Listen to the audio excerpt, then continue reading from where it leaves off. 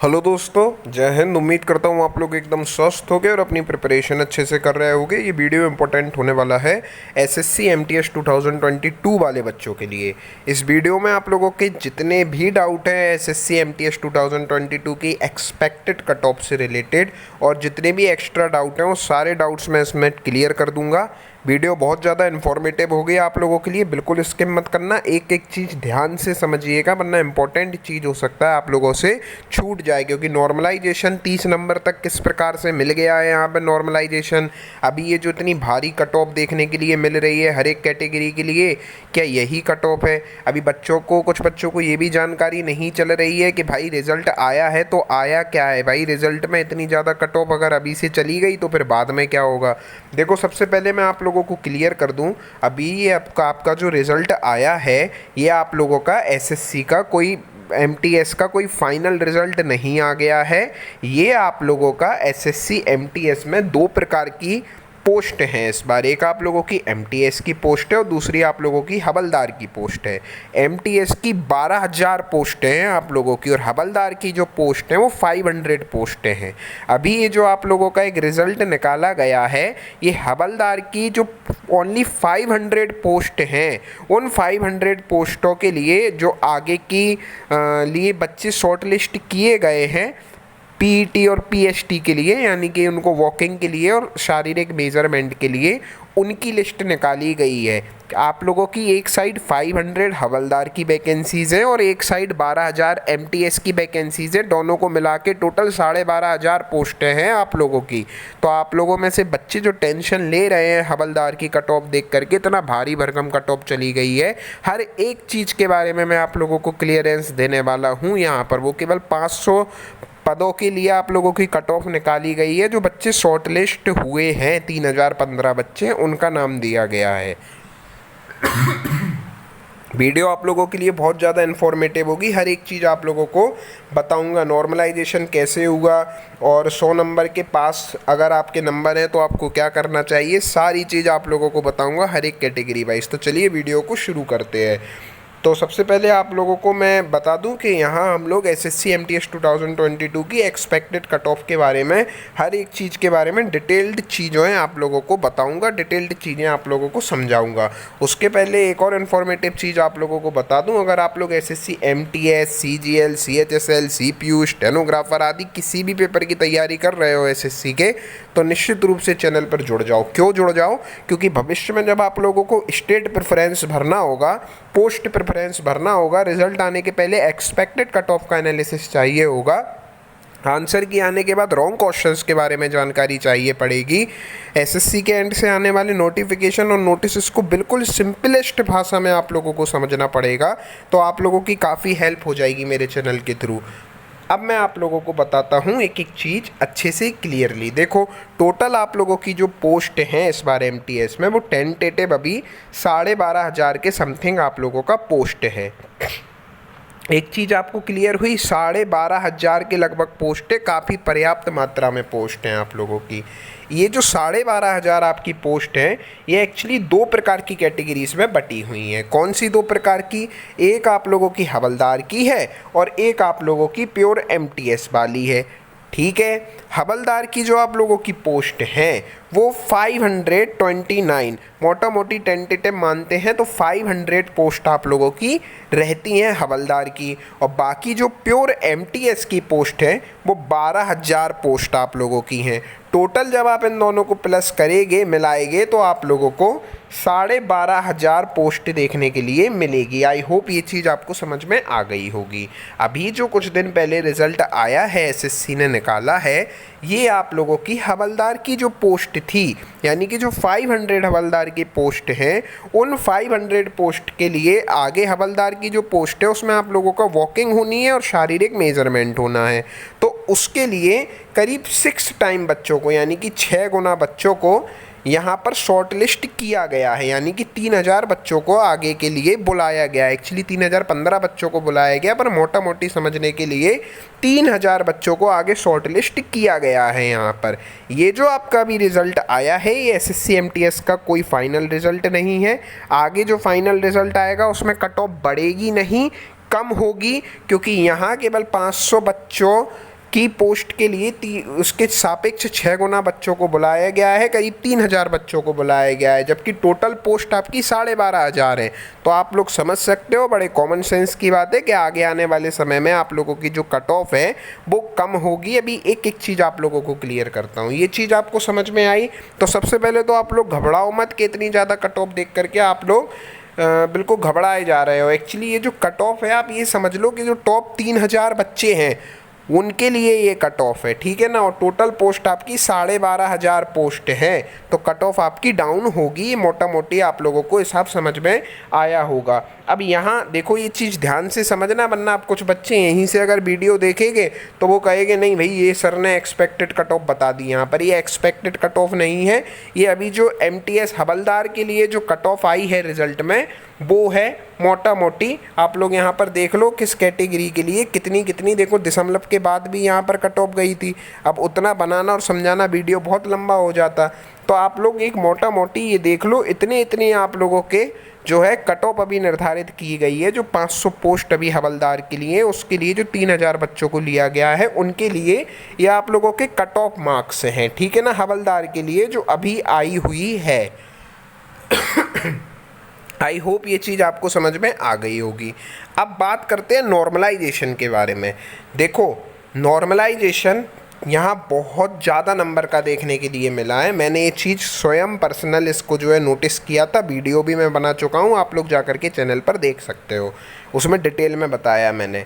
Normalisation 30, 35, 40 number तक भी देखने के लिए आपको मिलेगा। क्यों मिलेगा? क्योंकि यहाँ मैं आपको बताता हूँ। ये आप लोगों ने देखा होगा कि ये बच्चा है, इसका जो है अभी हवलदार में जो है नाम आया है, इसकी जो मार्क्स इन सेशन 2, इसके जो सेशन 2 में मार्क्स हैं, सेशन 2 में मार्क्स का मतलब है आप लोगों का जो सेशन 2 में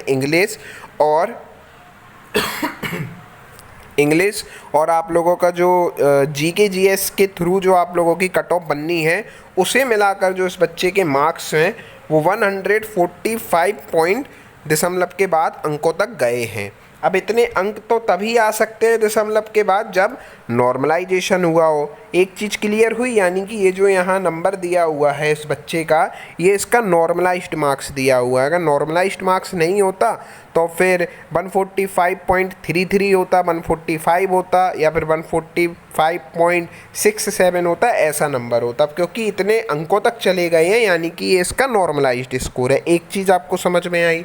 अब मैं आपको बताता हूँ कि जो टोटल मार्क्स थे वो 150 मार्क्स थे आप लोगों का मिला करके सेशन 2 के लिए, जिसमें 75 मार्क्स आपके इंग्लिश में थे और 75 मार्क्स ही आपके GK GS करंट अफेयर्स के थे। ठीक है, ये बात आपको समझ में आई। अब यहाँ इस बच्चे के जनरल अवेयरनेस में 50 मार्क्स आए हुए हैं। ठीक है, 50 मार्क्स आए हुए हैं, यानी कि 75 मार्क्स में से इस बच्चे के 50 मार्क्स आए हुए हैं। ठीक है, अब आप मुझे एक बात बताइए, अगर इसके 75 में से 50 मार्क्स आए यहाँ पर जनरल अवेयरनेस में, और मैं मानता हूँ इंग्लिश में इसने 75 में से 75 भी स्कोर कर लिया होगा, मान लीजिए इस बच्चे ने, तो इसका टोटल स्कोर कितना बनेगा आप बताइए? 125 ही तो बनेगा अगर ये इंग्लिश में 75 में से 75 भी स्कोर करता है। तो जब इस बच्चे के 125 मार्क्स बने हैं तो इसका नॉर्मलाइज्ड स्कोर ही तो यहाँ पर आया है 145.39 दशमलव तक। ठीक है ना, तो यानी कि यहाँ सीधे सीधे आपको देखने के लिए मिला है इस बच्चे को 20 नंबर का नॉर्मलाइजेशन सीधे सीधे मिला है। आई होप ये चीज़ आपको समझ में आई होगी। अब मैंने इंग्लिश में पूरे माने थे, उसके बाद यहाँ 20 नंबर का नॉर्मलाइजेशन देखने के लिए मिला है। बाकी हो सकता है इंग्लिश में इसके 70 ही नंबर हो बच्चे के, और यहाँ पर जनरल अवेयरनेस में 50 नंबर है, तो 120 इस बच्चे के नंबर बन रहे हैं रॉ स्कोर। लेकिन नॉर्मलाइज्ड स्कोर कितना आ रहा है? 145 पॉइंट दशमलव तक,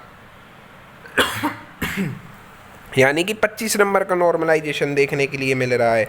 तो नॉर्मलाइजेशन यहाँ हुआ है दोस्तों, 25-30 नंबर तक आपको नॉर्मलाइजेशन देखने के लिए मिला है। तो नॉर्मलाइजेशन बहुत बड़ा यहाँ पर गेम ख़राब करेगा।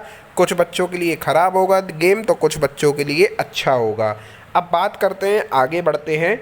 अब देखो, डिपेंड करता है कि आपकी कौन सी शिफ्ट है। हो सकता है आप बहुत ज़्यादा टफ शिफ्ट में आपका पेपर हुआ हो और आपके जो रॉ मार्क्स हैं वो हो सकता है आपका 100 ही नंबर बन रहा हो, ठीक है ना। एक चीज़ है अगर बहुत टफ शिफ्ट में आपका पेपर हुआ और रॉ मार्क्स आपका 100 ही नंबर बन रहा हो, आपको हो सकता है आपका जो नॉर्मलाइज्ड स्कोर है वो आपको 127, 28, 130 तक भी देखने के लिए मिल जाए अगर आप बिल्कुल टफेस्ट शिफ्ट में बैठ गए और आपका रॉ 100 बन रहा है। तो हो सकता है बिल्कुल ईजीएस्ट शिफ्ट में बैठे हो और आपका रॉ स्कोर 130 मार्क्स बन रहा हो, पर आपका नॉर्मलाइज्ड स्कोर आपको एंड में जा कर के क्या पता आपको 125 देखने के लिए मिले, माइनस हो जाए, ये भी संभावना है यहाँ पर, ठीक है ना। तो ये चीज़ मैं आपको बहुत अच्छे से स्पष्ट कर दूं कि डिपेंड करता है आपकी शिफ्ट कौन सी है।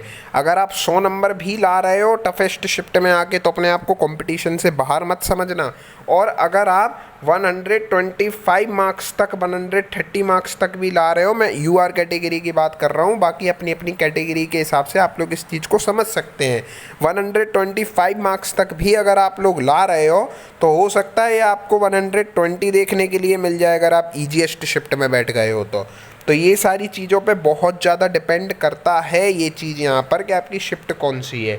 इसके बाद अगर शिफ्ट हार्ड थी तो रॉ मार्क्स कम भी हैं तो भी परेशान नहीं होना। अगर आपकी शिफ्ट हार्ड थी और आपके रॉ मार्क्स कम हैं तो भी आपको परेशान नहीं होना। अगर ईजीएस्ट शिफ्ट थी और रॉ मार्क्स ज़्यादा हैं तो भी ज़्यादा खुश मत होना अभी, ठीक है ना। एक और चीज़ मैं आपको बता दूं, यहाँ पर आप लोगों की पोस्ट प्रेफरेंस, जो आपका स्टेट प्रेफरेंस है वो बहुत अहमियत रखता है। कई बच्चे ऐसे होते हैं जो जॉब में रहते हैं, कई बच्चे होते हैं ऐसे जो कहीं ना कहीं जॉब में रहते हैं।